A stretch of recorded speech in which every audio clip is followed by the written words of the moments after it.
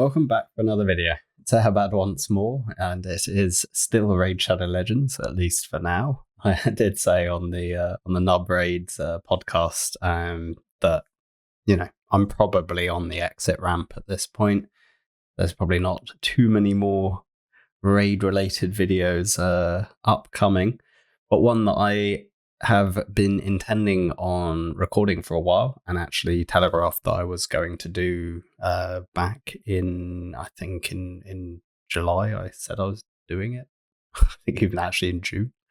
And it was basically a 28-day tracker of every single shard and every single book and at least tier 2 and tier 3 Soulstones. So basically how I acquire the shards that I do.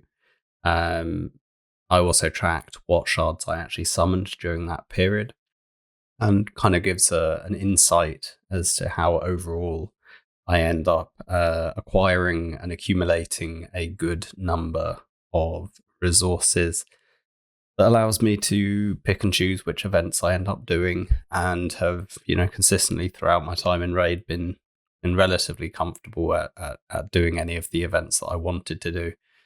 Generally, the only limiting factor on some events that I wanted to do but I wasn't able to was basically time. So when I was away or something and couldn't do one of the big grindy champion training kind of Deck of Fate things, or I think there was one or two fusions that I skipped, but not too many, to be honest. Anyway, so that was the kind of idea. The reason to do 28 days is we get 28 days of Clan Boss. We get 4 weeks of Hydra and Hydra Clash. We get 2 CVCs. We get 1 full Doom Tower rotation. This takes 28 days. We get 1 Cursed City rotation. That's 28 days. Siege is new. It didn't exist back when I did it. What else? We get in the shop. These are on 5. That is on a weekly, so we get 4 ancients there. We get 1 monthly reset of the market. We get what else? I think there's something else. There's Tag Arena, Bazaar.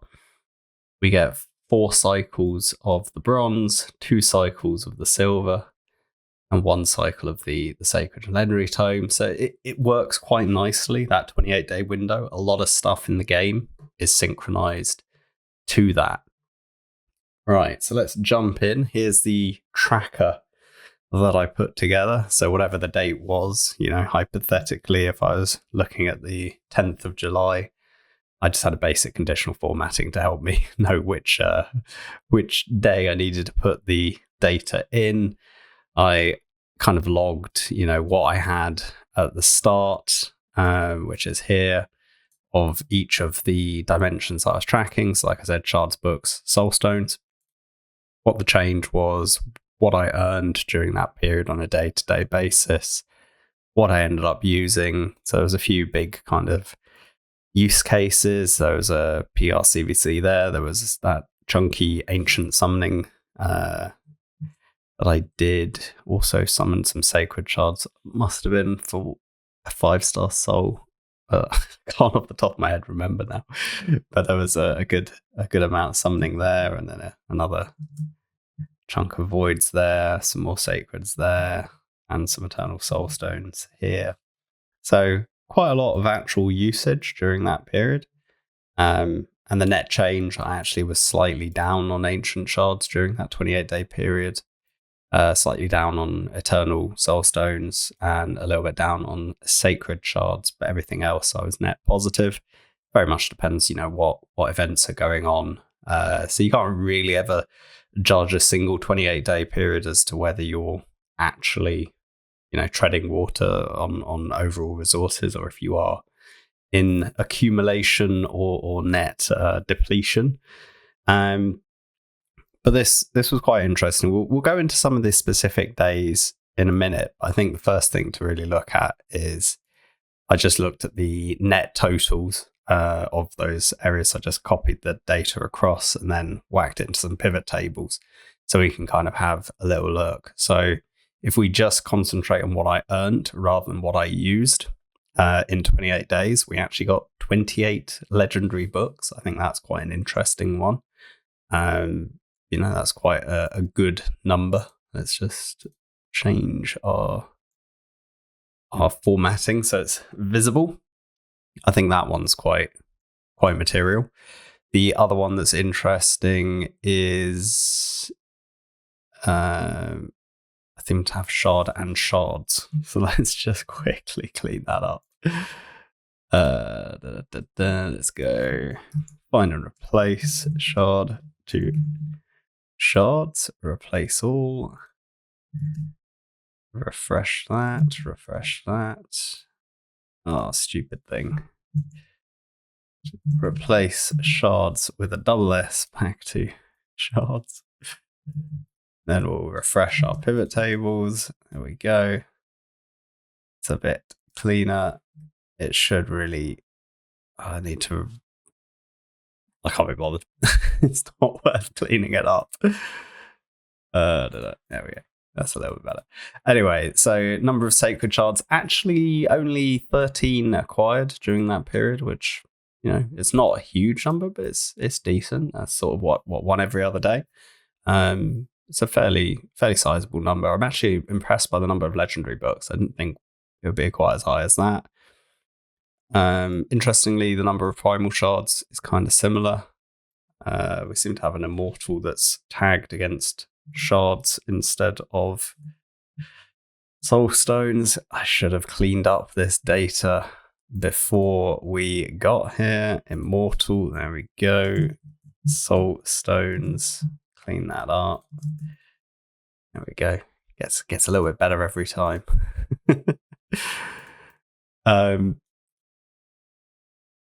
And on Soulstone's front, you can see even with our increased acquisition of Eternal recently, we obviously get effectively one full one coming from Cursed City.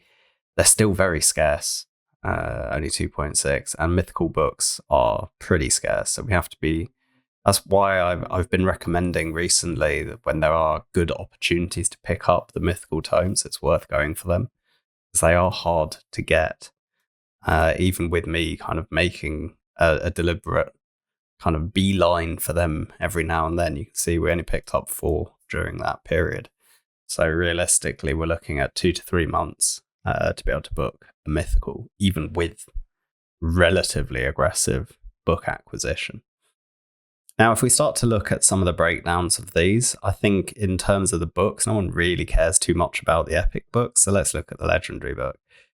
So of that 28, actually 9 of them came from guaranteed tournament rewards. So I've grouped up tournaments and events into an aggregate. So I don't care whether it is an event in the game or a tournament in the game, as long as it had a guaranteed reward, there was no RNG, there was no placement involved, then I gave it this moniker. So actually, big source of them is things like the champion training, certain summoning events, etc. Clan boss then coming in with 8, and then we pick up a few more. Like I got 3 from CVC, 3 from Doom Tower, which I think I have a bit of an odd one on Doom Tower, because I think I actually got a full rotation and 1 extra day. So I think because of the way the reset happened, I think I got the last 10 floors of the previous rotation plus a full rotation. So I think the Doom Tower ones are going to be slightly exaggerated, basically, as a result. And then picked up 1 from the tag team. I got 1 from quests, which I think would have been Marius missions. Or would it? No, sorry. It'd be the monthly quest from the advanced quests. A live arena milestone, so that's not repeatable, and the gift isn't repeatable. but therefore 26 of them are relatively repeatable of the 28, and we're really looking at those guaranteed tournaments, events, and clan boss as being the main acquisitions. And you can see on the mythical tomes, I picked up 1 from Hydra Clash and 3 from guaranteed rewards coming from tournaments, which I'm pretty sure were all summoning. I didn't go down to extra detail to look at the breakdown of that, but I think it's still interesting nonetheless. If we jump over to Shards, I think that's another area where people are going to be most interested, and we will look at the ancients as well. So of our 109 ancients, 52 are coming from clan boss, 15 from tournaments, 13 from just grinding dungeons, just doing all of the energy we need to do to finish tournaments, dungeon-based tournaments, do the fusions, etc. I ended up picking up 13 ancients just from there. Then 5 from the market, we get that every month. 5 coming from quests. We have 4 from the weekly quest, and I think I maybe was a little bit fortunate to end up with 5 of those 5-day periods. No, that makes sense actually. 25 days. I did a 28-day period, so 5 is correct. Shop, we get those 4 every time. Tag team shop, I got a few from CVC as well, a few from Arena. I got 1 just from tournament placement. 1 I don't actually know where it came from. 1 from logging in, which we get every month, and then 1 from a silver chest. So you can see they really do add up. 109 ancient shards in 28 days. Like, we're looking at nearly 4 ancient shards a day. And half of it's coming from clan boss, but the other half it's spread around the game. Then the primal shards, live arena chest. I actually did quite a bit of live arena back in July. I was finishing off the Marius missions. Those are now done, so my live arena game play has ground to a massive halt. I've barely done anything since, particularly since I reached. I got Quintus, so like I've done the major milestones. Then we actually picked up 3.3 from guaranteed tournaments. So all those little primal fragments, they slowly add up. Then Hydra Clash coming in with 2.3, 1 from Siege, 1 from CVC, 1 from logging in, and half from a placement in a tournament. So primals, they are hard. They're hard to acquire. Like, you're really not getting that many. And there's no real easy source, whereas ancients, you kind of feel like as long as you do clan boss and you play the game a bit, you'll pick up a good number. Primals are very specific. Like, you've really got to be farming live arena is basically the upshot. And most people don't want to do that, to be honest, myself included. Sacreds of the 13, 9 came from clan boss. And then the rest were kind of just spread around. 1 from CVC, 1 from Tag Team, 1 from Doom Tower, and 1 from the monthly quest. But really, it's about clan boss RNG. So either you're lucky or you're not. And I think 9's actually quite lucky for a 28-day period. Then on the voids, for me, actually, the big one is PRCVC. Personal reward CVC. If you're tier 6 for the clan, tier 6 personal, you do pick up quite a lot of additional rewards. And you can see that of my 42, 10 have come from that. Otherwise, you got a bit of clan boss, 1 unknown. I don't know where that one came from. A couple from tournaments, but really not many. A couple from tag team shop. 6 from Doom Tower. So again, it's well worth doing Doom Tower.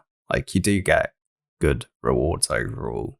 I think Doom Tower's in general more rewarding, or at least it feels more rewarding than Curse City. Curse City is only more rewarding because the gear is just better because it's newer. the old power surge in effect. Then if we jump over to the Soulstones, not that many sources for these really. Like on the Eternal side, we get that Curse City one. I got lucky with one of these like platinum chests or something. One of these RNG chests actually netted me an Eternal. I'm pretty sure that came on a deck of Fate, and I managed to match 3 epics, got the good chest, and then got an Eternal Soulstone. So that's kind of, I would call, not repeatable. So really you're looking at like 1.6. We don't get that many from tournament guaranteeds. So when they do pop up, they're probably worth doing. And then on the Immortal side of the 8.8, actually 6.3 came from guaranteed tournaments.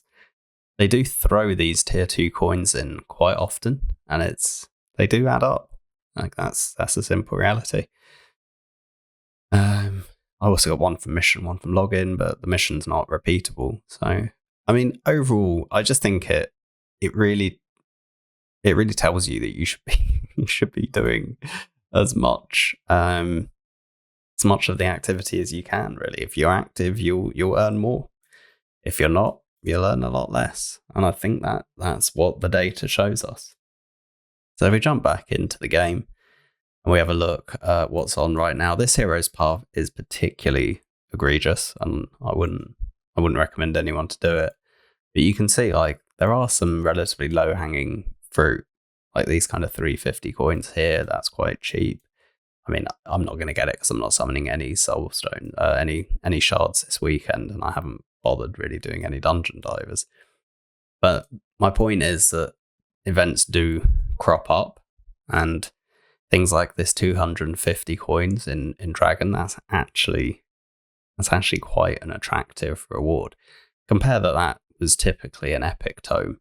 An epic tome is worth very little, but a quarter of an Eternal Soulstone, that's actually quite valuable.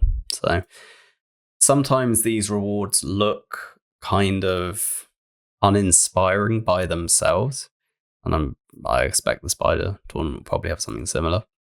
So by itself, it's quarter of a Soulstone, you're like, oh, that's not great. But it adds up. If you continually engage with the game, you will generate more rewards or more materials, more things to use. Having a brain blank. But yeah, I mean, that's kind of it. We'll see what's upcoming. We do have, there's champion training. Could be interesting. Sad thing is it's only first place gets Sun Wukong, but you know, what would be nice for the average player is if they toss in a mythical tome. I think that's something that would be attractive. And then there's this Spider who we can use. Night Revenant, Orc, Undead, and Demon Spawn, sorry. It's anyone from the Corrupted, which kind of lends itself to doing normal, and you can either use like Sakia or Tyrant are the 2 main HP burners in Demon Spawn, and you have Crypt King, I believe, wherever he's hiding. There's a burner there. It's probably not really worth doing hard Spider, but to be honest, actually, you easily can with Mithrala and all the nukers. So it'd probably actually be easier just to do. And you've got Drang if you wanted. Actually, you got Drang, double Theodore, and Sakia. You can actually do a really fast Spider 10 hard in the Corrupted. I don't think it's actually that far off the team I run in Spider as it is. Yeah, I just need to drop Newt probably for Mithrala, and then Artak probably for a second Theodore. That probably would work. Have to see. But yeah, I think that's going to be it for this video. Not really a super long one, not a lot of gameplay, but it's something people have often asked me, is how do I get so many resources? And I thought, you know, if I go through a month worth of data and I track it all, and then I can talk through it, and maybe it will help you in acquiring the resources yourself and being able to enjoy the game without feeling the need to spend a lot of money, and without feeling the need that you're going to have, fear of missing out, that you never have enough resources to do the events you want to do, and that you always feel under pressure. So hopefully this will help those people. And as always, please like, comment, and subscribe, and I will catch you in the next video. Bye for now.